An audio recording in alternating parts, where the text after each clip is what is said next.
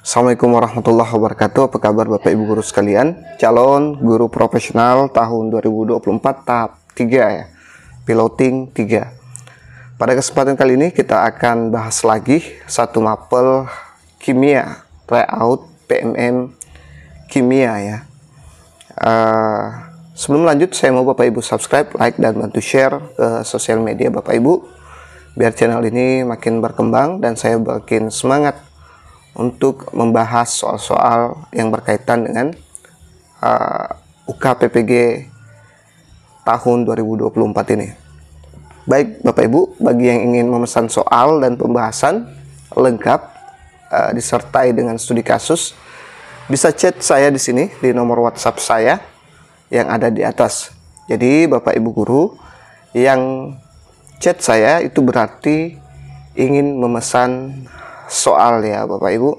Tadi ada terjadi kesalahpahaman antara subscriber saya, entah dia subscriber atau bukan. Yang jelas dia datang siang tadi untuk bertanya. Dia katanya buka bimbel Pak. Ya, saya juga tidak perhatikan tadi siang karena rata-rata yang chat saya itu adalah orang-orang yang ingin pesan soal. Saya tidak terlalu baca, saya langsung kirimkan nomor rekening saya. Saya langsung iakan, tapi dianggap saya buka bimbel. Saya tidak pernah buka bimbel Bapak Ibu. Dari dulu sampai hari ini saya tidak pernah buka bimbel. Yang ada saya hanya menyiapkan soal-soal persiapan UKPPG ya. Kenapa? Karena waktu saya terbatas. Saya sadar kalau waktu saya terbatas untuk buka bimbel ya Bapak Ibu. Baik, sudah jelas ya. Jadi nomor saya itu hanya untuk memesan soal. Yang ingin bimbel silahkan cari di tempat lain Bapak Ibu. Makanya di soal tryout itu saya sertakan pembahasannya, alasannya, supaya Bapak Ibu paham belajarnya seperti itu tanpa harus bimbel. Tadi dia agak marah-marah dan mengganggu, jadi saya blokir WhatsApp-nya karena itu sangat mengganggu konsentrasi saya Bapak Ibu. Ini dia soalnya Bapak Ibu. Kita langsung ke nomor 1 ya. Peserta didik melakukan eksperimen di laboratorium untuk menentukan jumlah produk yang dihasilkan dari reaksi antara larutan natrium karbonat Na2CO3 dan larutan asam klorida HCl ya. Selama eksperimen, peserta didik harus bekerja dalam menggunakan bahan kimia dengan aman. Bagaimana Anda menilai dan memastikan semua anggota kelompok berkontribusi secara efektif?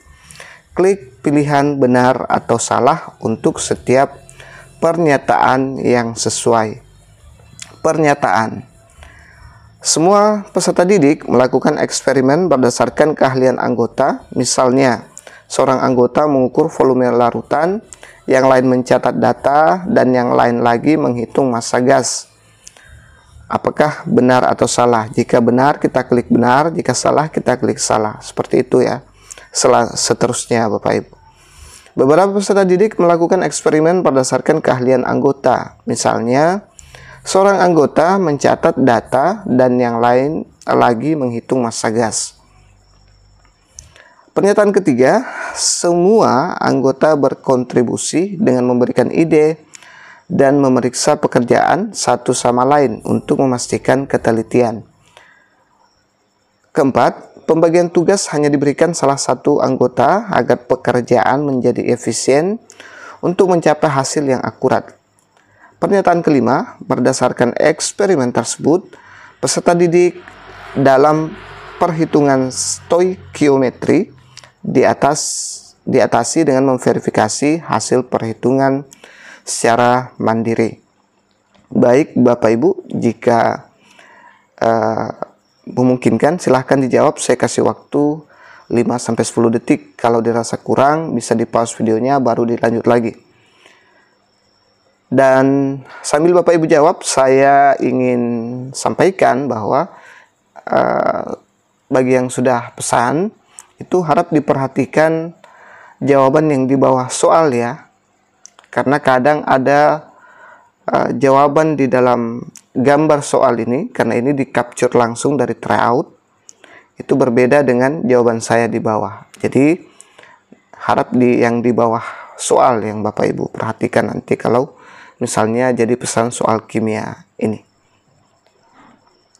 Dan harus hati-hati karena banyak jawaban ya. Dalam satu nomor ini kadang banyak jawaban yang benar. Jadi harus diperhatikan baik-baik jawabannya. Benar salah dan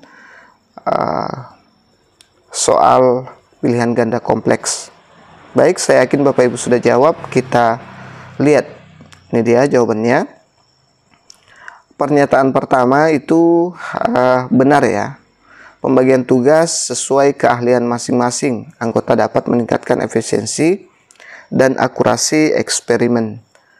Kemudian yang kedua, beberapa peserta didik melakukan eksperimen berdasarkan keahlian anggota. Misalnya seorang anggota mencatat data dan yang lainnya menghitung massa gas. Ini salah meski ini masih bisa berfungsi, namun lebih baik jika semua anggota berkontribusi lebih banyak dalam berbagai aspek eksperimen. Jadi di sini hanya satu yang sangat aktif, yang lainnya malah hanya mencatat saja ya, menghitung saja. Selanjutnya, semua anggota berkontribusi dengan memberikan ide dan memeriksa pekerjaan satu sama lain untuk memastikan ketelitian. Ini dianggap benar ya. Semua anggota yang terlibat dalam diskusi dan memeriksa pekerjaan bersama sangat penting untuk ketelitian keberhasilan eksperimen. Pernyataan keempat, pembagian tugas hanya diberikan salah satu anggota agar pekerjaan menjadi efisien untuk mencapai hasil yang akurat. Ini salah ya. Kita klik opsi salah. Pembagian tugas hanya kepada satu anggota mengurangi keterlibatan tim dan tidak ideal untuk pembelajaran kolaboratif. Pernyataan kelima, berdasarkan eksperimen tersebut, peserta didik dalam perhitungan stoikiometri diatasi dengan memverifikasi hasil perhitungan secara mandiri. Ini dianggap benar. Verifikasi mandiri penting untuk memastikan keakuratan hasil eksperimen, terutama pada perhitungan stoikiometri yang rumit. Nah, jadi di sini kita memilih opsi 1 itu benar, kita klik. Opsi 2 salah, kita klik. Kemudian opsi 3 benar, kita klik. Opsi 4 salah, kita klik. Dan opsi 5 kita klik benar ya. Seperti itu Bapak Ibu. Kita lanjut ke soal berikutnya. Jangan lupa subscribe, like, dan bantu share. Dalam sebuah pabrik kimia, produksi senyawa X memerlukan reaksi antara bahan A dan bahan B. Produksi ini seringkali terhambat karena laju reaksi yang lambat. Manajer pabrik meminta tim peneliti untuk menemukan cara mempercepat laju reaksi. Tim peneliti memutuskan untuk melakukan berbagai eksperimen untuk melihat bagaimana faktor-faktor seperti konsentrasi, suhu, luas permukaan, dan katalis mempengaruhi laju reaksi. Berdasarkan kasus tersebut, bagaimanakah Anda akan merancang pembelajaran menggunakan metode eksperimen untuk menguji pengaruh konsentrasi terhadap laju reaksi antara bahan A dan bahan B berbasis UBD atau understanding by design? Pilihlah jawaban yang benar dengan memberi tanda centang. Jawaban benar lebih dari 1. Opsi pertama, mengidentifikasi pertanyaan esensial seperti bagaimana perubahan konsentrasi bahan reaktan mempengaruhi laju reaksi. Kedua, merancang eksperimen di mana variabel independen adalah konsentrasi bahan A dan bahan B, dan variabel dependen adalah laju reaksi. Ketiga, menyediakan alat dan bahan yang diperlukan seperti larutan bahan A dan bahan B dengan berbagai konsentrasi, alat pengukur laju, reaksi, dan instruksi tertulis. 4. Meminta peserta didik untuk merancang eksperimen mereka sendiri tanpa panduan apapun untuk melatih kemandirian. 5. Mengabaikan hasil eksperimen yang tidak sesuai dengan teori untuk menjaga konsistensi pembelajaran. Baik, silakan dijawab dulu Bapak Ibu. Jadi ini termasuk pilihan ganda kompleks ya. Jawaban lebih dari satu, makanya harus hati-hati saat memilih jawaban. Baik, saya yakin Bapak Ibu sudah kunci jawabannya. Kita lihat. Nah, ini dia. Mengidentifikasi pertanyaan esensial seperti bagaimana perubahan konsentrasi bahan reaktan mempengaruhi laju reaksi. Itu benar ya. Jadi kita centang. Menyusun pertanyaan esensial sangat penting dalam UBD karena ini menjadi panduan bagi peserta didik untuk memahami inti dari eksperimen dan konsep yang dipelajari. Jadi yang kedua, pernyataan benar yang kedua ini sudah dicentang. Merancang eksperimen di mana variabel independen adalah konsentrasi bahan A dan B, dan variabel dependen adalah laju reaksi. Benar ya. Merancang eksperimen dengan memisahkan variabel independen konsentrasi dan dependen laju reaksi memungkinkan peserta didik untuk menganalisis pengaruh konsentrasi terhadap laju reaksi secara jelas. Pernyataan benar yang ketiga, menyediakan alat dan bahan yang diperlukan seperti larutan bahan A dan bahan B dengan berbagai konsentrasi. Alat mengukur laju reaksi dan instruksi tertulis dianggap benar juga. Penyediaan alat dan bahan yang sesuai serta instruksi yang jelas penting untuk memastikan eksperimen berjalan lancar dan peserta didik dapat mengikuti prosedur dengan tepat. Nah, jadi yang kita centang ini ya, kita klik saja dia akan otomatis tercentang. Nah, masih ada pembahasan selanjutnya. Jadi 3 ini sudah kita anggap benar ya.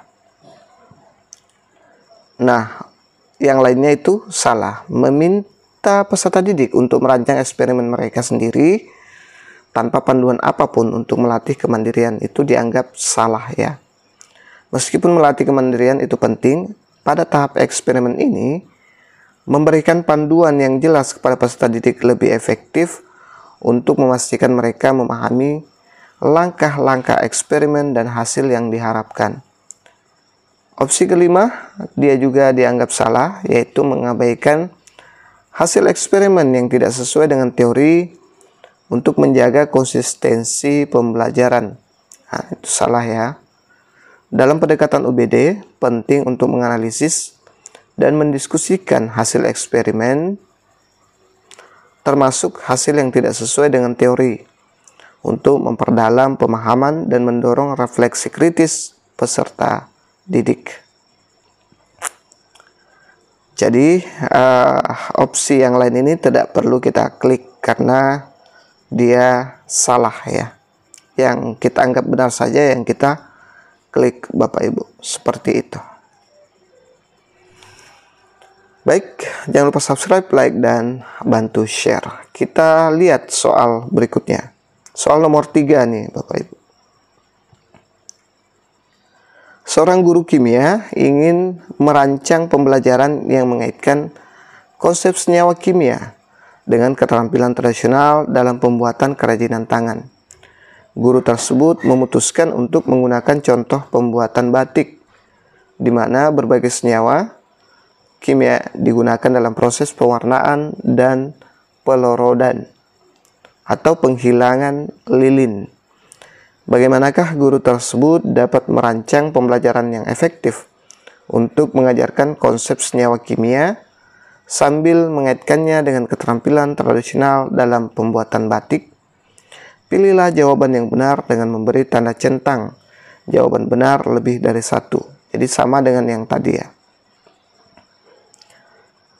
Pertama, guru mengundang pengrajin batik untuk melakukan demonstrasi pembuatan batik di kelas.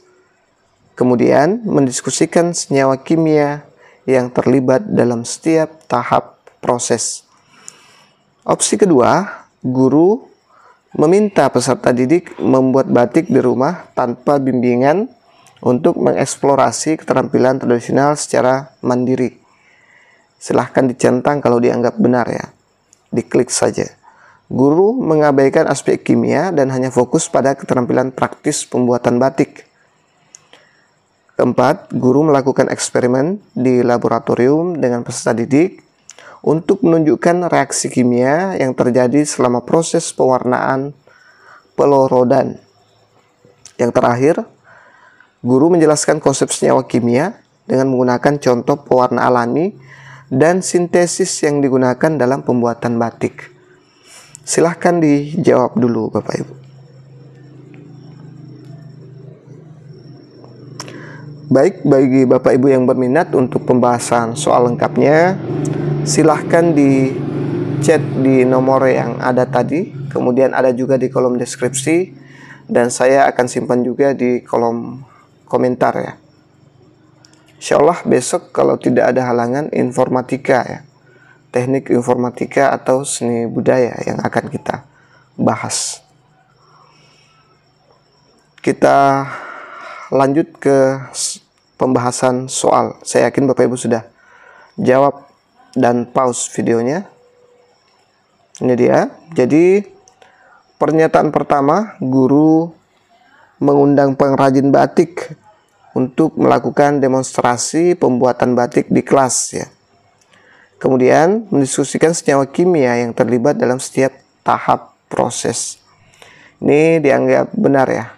Mengundang pengrajin batik untuk menunjukkan keterampilan praktis, kemudian mengaitkan dengan konsep kimia yang relevan, memungkinkan siswa untuk mengaitkan teori dengan praktik langsung. Yang kedua, ini salah ya. Guru meminta peserta didik membuat batik di rumah tanpa bimbingan untuk mengeksplorasi keterampilan tradisional secara mandiri. Ini salah, meskipun eksplorasi mandiri penting. Membuat batik tanpa bimbingan dapat menyebabkan siswa tidak memahami konsep ya, terkait dengan proses kimia dalam pembuatan batik, dan dapat berisiko jika tidak ada pengawasan yang memadai, karena itu ada bahan-bahan kimia di sana yang digunakan. Pernyataan kedua itu dianggap salah juga. Guru mengabaikan aspek kimia dan hanya fokus pada keterampilan praktis pembuatan batik. Ini dianggap salah ya. Mengabaikan aspek kimia akan membuat pembelajaran menjadi tidak holistik. Mengaitkan keterampilan praktis dengan konsep-konsep kimia memberikan pemahaman yang lebih mendalam. Kita lihat opsi berikutnya. Guru melakukan eksperimen di laboratorium dengan peserta didik untuk menunjukkan reaksi kimia yang terjadi selama proses pewarnaan dan pelorodan. Ini dianggap benar. Melakukan eksperimen di laboratorium memberikan pengalaman langsung kepada peserta didik untuk mengamati reaksi kimia yang terjadi selama proses pewarnaan dan pelorodan, yang meningkatkan pemahaman mereka tentang prinsip kimia di balik pembuatan batik. Opsi kelima itu dianggap benar juga. Guru menjelaskan konsep senyawa kimia dengan menggunakan contoh pewarna alami dan sintetis yang digunakan dalam pembuatan batik. Itu juga dianggap benar. Menggunakan contoh nyata seperti pewarna alami dan sintetis dalam pembuatan batik untuk menjelaskan konsep kimia adalah cara yang efektif untuk menghubungkan teori dengan praktik. Baik, kita lanjut ke soal berikutnya tentang soal UKPPG Kimia. Jangan lupa subscribe, like, dan bantu share. Seorang guru kimia ingin merancang pembelajaran yang terstruktur dan berurutan untuk mengajarkan penerapan konsep reaksi redoks melalui analisis kasus nyata yang terjadi dalam kehidupan sehari-hari. Kasus yang dipilih adalah proses karat pada besi. Bagaimanakah guru tersebut dapat merancang pembelajaran yang efektif untuk mencapai tujuan pembelajaran tersebut? A. Guru memberikan definisi reaksi redoks, kemudian meminta peserta didik menghafalkannya dan melihat tayangan video terkait proses perkaratan pada besi. B. Guru memberikan penjelasan tentang konsep reaksi redoks, kemudian meminta peserta didik mengamati benda-benda di sekitar mereka yang mengalami korosi. C. Guru meminta peserta didik mengamati benda-benda di sekitar mereka yang mengalami korosi, kemudian memberikan ujian tentang reaksi redoks. D. Guru menjelaskan konsep reaksi redoks secara singkat, kemudian memberikan tugas kelompok untuk melakukan eksperimen yang menunjukkan proses karat pada besi, diikuti dengan diskusi hasil eksperimen. Dan E. Guru menyuruh membaca buku teks kimia dan memberikan penugasan terkait peristiwa korosi. Jadi saya sebut ABCD karena nanti pada saat ujian Bapak Ibu ada A di sini yang dilingkari seperti ini. Kalau di try out dia masih polos ya. Silahkan dijawab.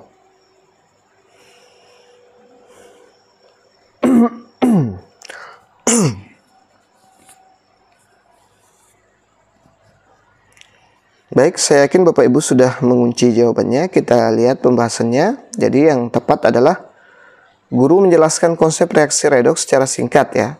Kemudian guru memberikan tugas kelompok untuk melakukan eksperimen yang menunjukkan proses karat pada besi, diikuti dengan diskusi hasil eksperimen. Metode ini sangat efektif karena menggabungkan pemahaman teori dengan penerapan praktis melalui eksperimen. Setelah eksperimen, siswa dapat berdiskusi untuk memahami lebih dalam mengenai reaksi redoks yang terjadi selama proses karat pada besi.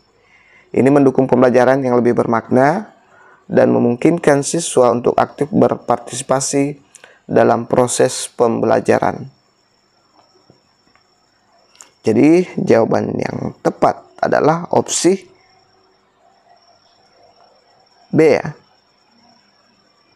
Guru memberikan penjelasan penjelasan singkat. Nah, ini dia.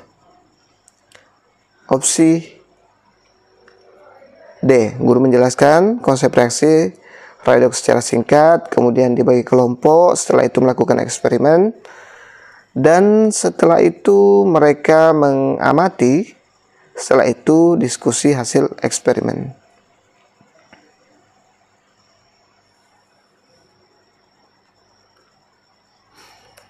Baik, kita lanjut ke soal berikutnya. Seorang guru kimia telah merefleksikan keberhasilan pembelajaran berbasis pendekatan culturally responsive teaching ya, atau CRT, dan kini ingin mendesain pembelajaran yang memperhatikan kebutuhan dan keberagaman budaya peserta didik. Manakah dari langkah-langkah berikut yang paling tepat untuk diambil oleh guru tersebut? A. Menggunakan contoh-contoh reaksi kimia yang relevan dengan budaya dan kehidupan sehari-hari peserta didik. B. Menggunakan bahasa dan istilah yang lebih sederhana agar mudah dipahami oleh peserta didik. C. Membuat semua peserta didik mempelajari materi kimia dengan cara yang sama tanpa memperhatikan latar belakang budaya mereka. D. Memberikan lebih banyak tugas individu untuk mengakomodasi perbedaan kemampuan peserta didik. Dan E. Mengurangi penggunaan teknologi dalam pembelajaran untuk memastikan semua peserta didik dapat mengikuti. Silahkan dijawab Bapak Ibu.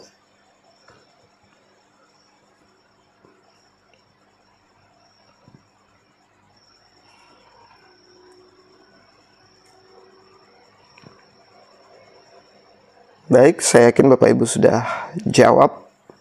Kita lihat pembahasannya.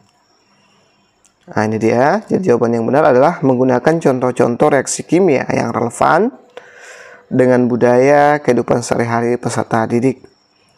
Nah, ini adalah pendekatan yang sesuai dengan prinsip culturally responsive teaching atau CRT ya. yang bertujuan untuk membuat materi pembelajaran lebih relevan dengan kehidupan peserta didik, menghargai keberagaman budaya mereka, dan membuat pembelajaran menjadi lebih bermakna dengan menggunakan contoh yang dekat dengan pengalaman dan budaya peserta didik. Guru dapat meningkatkan keterlibatan mereka dan memperkuat pemahaman konsep kimia yang diajarkan menggunakan contoh-contoh ya. Jadi opsi inilah yang benar ya. Silahkan Bapak Ibu guru kimia senior berkomentar ke sini ya. Saya lebih suka kalau ada yang berkomentar. Apakah jawaban saya semua sudah bagus atau masih ada yang keliru? Kita lanjut ke soal berikutnya. Jangan lupa subscribe, like, dan bantu share. Seorang guru kimia sedang merencanakan pembelajaran tentang materi laju reaksi berdasarkan prinsip Understanding by Design atau UBD ya. Guru tersebut perlu memilih sumber belajar yang tepat untuk mendukung pembelajaran.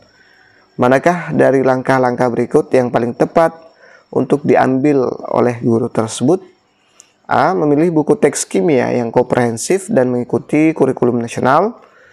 B. Menggunakan video eksperimen laju reaksi yang diambil dari sumber terpercaya dan relevan dengan kehidupan sehari-hari siswa. C. Menyusun lembar kerja dengan soal-soal latihan yang mencakup berbagai tingkat kesulitan. D. Mengundang ahli kimia untuk memberikan kuliah tamu tentang laju reaksi. Dan E. Menyediakan aplikasi simulasi laju reaksi yang interaktif untuk digunakan peserta didik.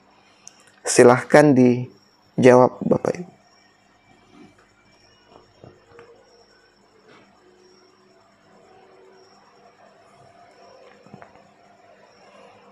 Baik, saya yakin Bapak Ibu sudah mengunci jawabannya. Kita lihat ya. Jadi jawabannya adalah menggunakan video eksperimen laju reaksi yang diambil dari sumber terpercaya dan relevan dengan kehidupan sehari-hari siswa.